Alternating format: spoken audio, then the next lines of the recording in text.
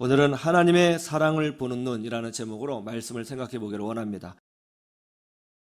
자, 하나님이 요나에게 명령하셨죠.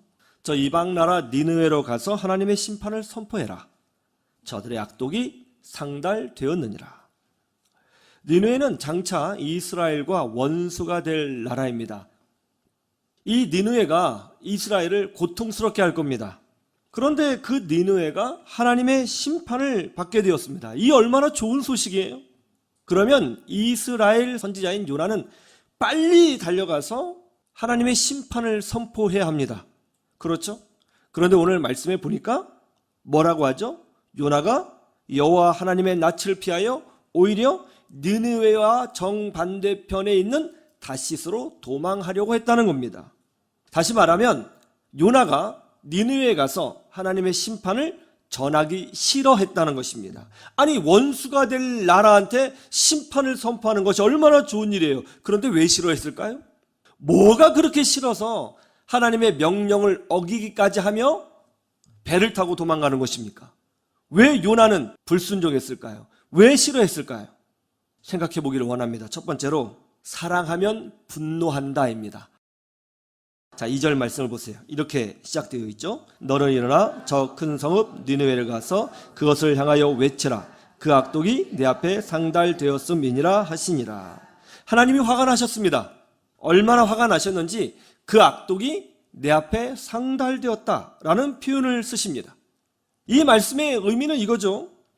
내가 지켜보고 또 지켜봤는데 저놈들이 정말 끝까지 가는구나.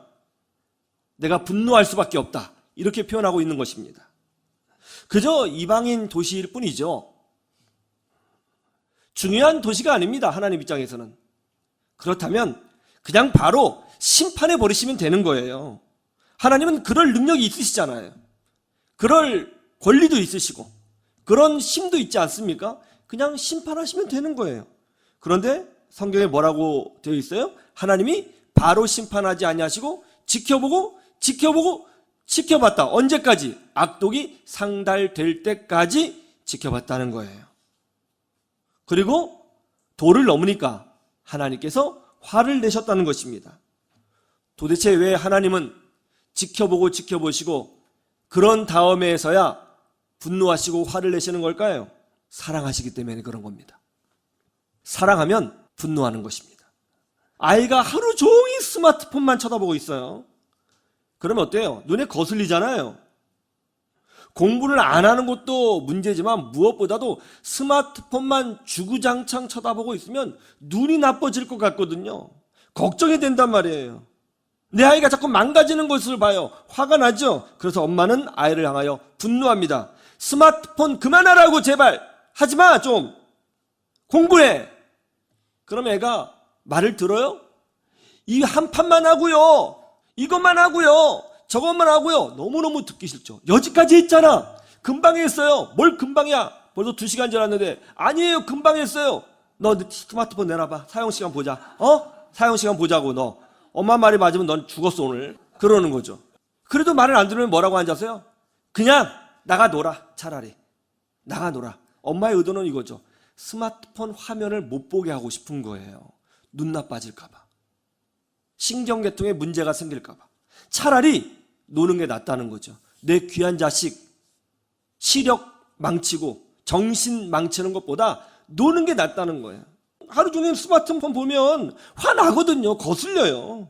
사랑하니까 화가 나는 거죠. 남편이 종종 아내에게 화를 많이 내죠. 아무 일도 없는데 어디가 탁 부딪혀. 부딪혔네. 그 남편은 뭐라고 그래요? 많이 아파 그래야 되는데 왜 자꾸 부딪혀? 그러면 왜 그래 자꾸? 이러고 싸우는 거죠. 만약에 남편이 화를 안 내고 부딪혔어. 아프겠구나. 그러면 사랑하지 않는 거예요. 그거 잘 아셔야 돼요. 화를 내면 속상해서 화나는 거예요. 속상해서. 속상하다는 것은 뭐냐면 사랑한다는 거예요. 속상하지 않아요. 걱정만 해줘요. 정말 아프겠구나. 그러면요 의심해 보셔야 됩니다. 이제 끝이 왔구나. 이렇게. 아이는 어떻게 생각해요? 엄마가 나를 사랑하지 않는구나. 내가 이렇게 좋아하는 스마트폰을 왜 못하게 하지? 왜 이렇게 못하게 하지? 내가 공부를 못해서 그런 거야? 왜 이렇게 나를 못 살게 굴지? 내가 하고 싶은 게 있는데 왜 엄마는 나한테 왜 이렇게 화를 내는 거지? 그러면서 삐지고 분노하고 가출하죠. 여러분, 사랑하지 않아서 화를 내는 거예요? 아니요. 사랑하기 때문에 속상해서 화를 내는 거예요. 사랑의 반대말은 분노나 미움이 아니라 무관심이에요. 죽든지 말든지 내 마음에 아무런 감정이 없어요. 그건 정말 사랑하지 않는 거예요. 사랑하면 분노하는 것입니다. 요나가 이것을 알고 있었던 것입니다.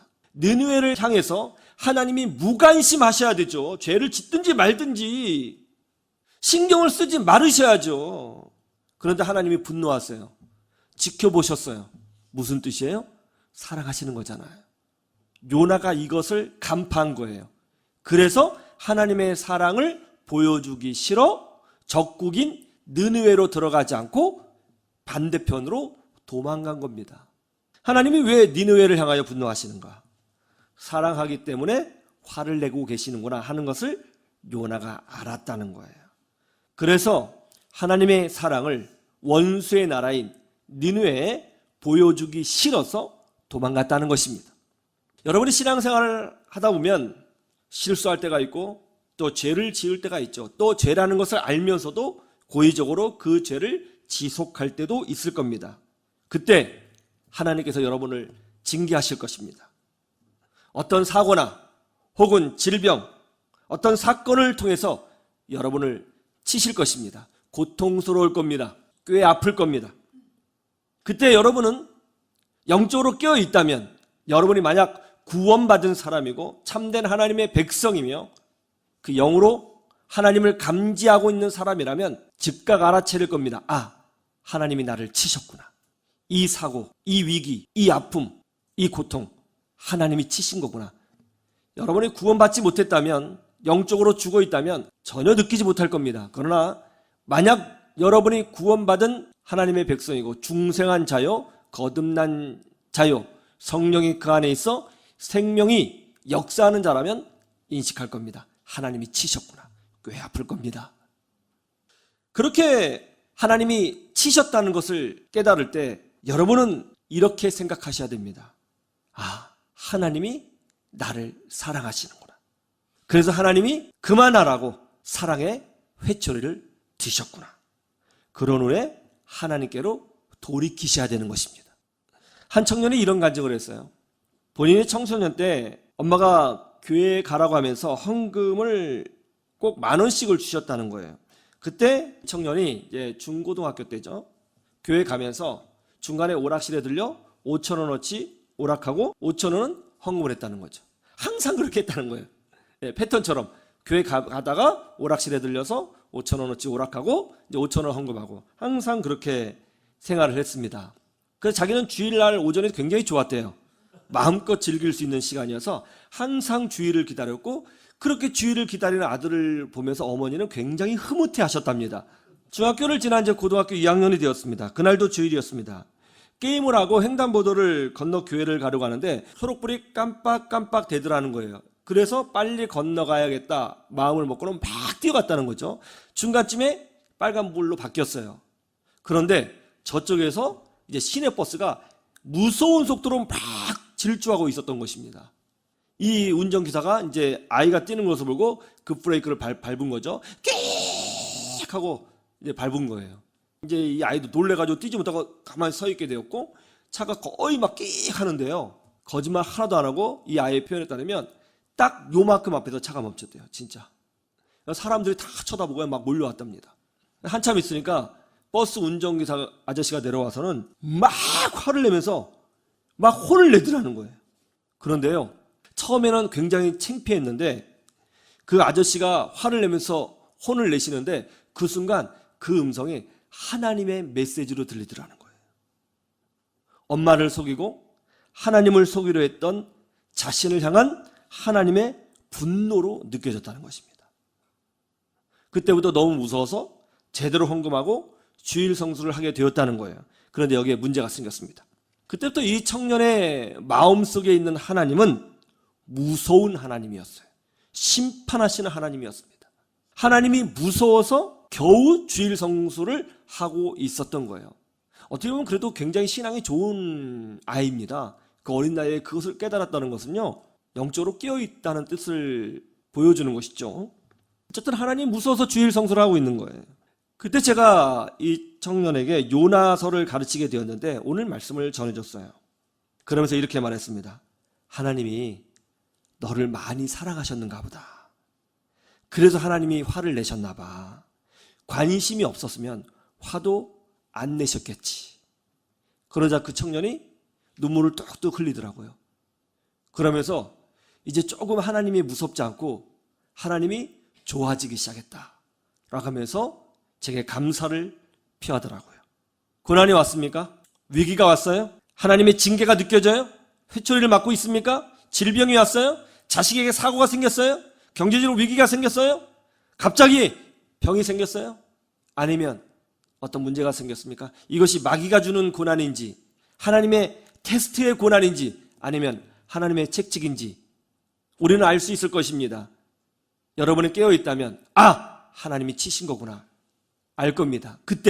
여러분 그때 낙심하거나 절망하지 마시고 오히려 감사하셔야 됩니다. 하나님이 나를 아끼고 사랑하셔서 더 이상 거기 가지 말라고 사랑의 매를 드셨구나 깨달으시면 됩니다. 그리고 하나님께서 돌아오시면 하나님께서 고쳐주시고 치료해 주셔서 더 큰 축복으로 세워주시는 것입니다.